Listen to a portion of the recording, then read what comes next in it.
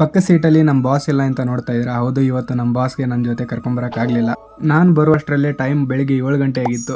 ಬಂದ ತಕ್ಷಣನೇ ತಮ್ಮನ ಗಾಡಿನ ಲೋಡ್ ಮಾಡೋಕ್ಕೆ ಸ್ಟಾರ್ಟ್ ಮಾಡಿದ್ವಿ. ನನ್ನ ಗಾಡಿನ ಪರಶುಣ್ಣ ಅವ್ರು ಲೋಡ್ ಮಾಡಿದ್ರು. ಇವತ್ತು 100 ಫ್ಲೌಡ್ ಬಂದಿತ್ತು, ತಮ್ಮನ ಗಾಡಿಗೆ ಲೋಡ್ ಮಾಡಬೇಕಾಗಿತ್ತು. ನಂದು 100 ಫೋಟೋ ಕಟ್ಟು ಫ್ಲೌಡ್ ಬಂದಿತ್ತು. ಪ್ರಾಬ್ಲಮ್ ಏನಪ್ಪ ಅಂದರೆ ತಮ್ಮನ ಗಾಡಿನ ಲೋಡ್ ಮಾಡಿದ್ಮೇಲೆ ನನ್ನ ಫ್ಲೌಡ್ ತೆಗಿಯೋಕ್ಕೆ ಬರ್ತಾ ಇತ್ತು. ಅದಕ್ಕೋಸ್ಕರ ತಮ್ಮನ ಗಾಡಿನ ಲೋಡ್ ಮಾಡಿ ನನ್ನ ಗಾಡಿನ 100 ಫೋಟೋ ಕಟ್ಟು ಲೋಡ್ ಮಾಡ್ತಾ ಇದ್ದೀನಿ. ಲೋಡ್ ಮಾಡಿಕೊಂಡು ನಿಲ್ಲಿಸಿದೆ.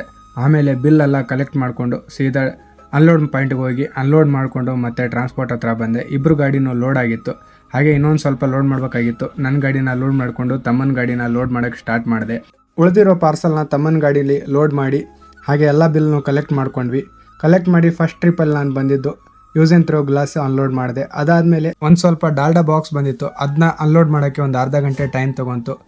ನೆಕ್ಸ್ಟು ಸ್ವಲ್ಪ ಕ್ಯಾರಿ ಬ್ಯಾಗ್ ಇತ್ತು, ಅದನ್ನು ಕೂಡ ಅನ್ಲೋಡ್ ಮಾಡಿಕೊಂಡು ಡೀಸೆಲ್ ಖಾಲಿಯಾಗಿತ್ತು, ಡೀಸೆಲ್ ಹಾಕ್ಸ್ಕೊಂಡು ಈ ಬಾಕ್ಸ್ ಇದೆ ಅಲ್ವಾ, ಇದನ್ನ ಲಿಂಗ್ಸೂರ್ಗೆ ಕಳಿಸ್ಬೇಕಾಗಿತ್ತು. ಅದಕ್ಕೋಸ್ಕರ ಬೇರೆ ಟ್ರಾನ್ಸ್ಪೋರ್ಟ್ಗೆ ಹೋಗಿ ಅದನ್ನ ಹಾಕಿ ಮತ್ತು ಕೊನೆಯದಾಗಿ ಸ್ವಲ್ಪ ಪಟ್ಟಿ ಬಂಡಲ್ ಬಂದಿತ್ತು, ಅದನ್ನ ಅನ್ಲೋಡ್ ಮಾಡಿದೆ. ಅಷ್ಟರಲ್ಲೇ ನಮ್ಮ ಫಾಲೋವರ್ ಒಬ್ಬರು ಸಿಕ್ಕಿದ್ರು, ಸುಜಿತ್ ಅಂತ. ಕೊನೆಯದಾಗಿ ನಮ್ಮ ತಮ್ಮನು ಬಂದು ಬೇರೆ ಕಡೆ ಬಾಡಿಗೆ ಇದೆ ಅಂತ ಗಾಡಿ ತೊಗೊಂಡು ಹೋದ.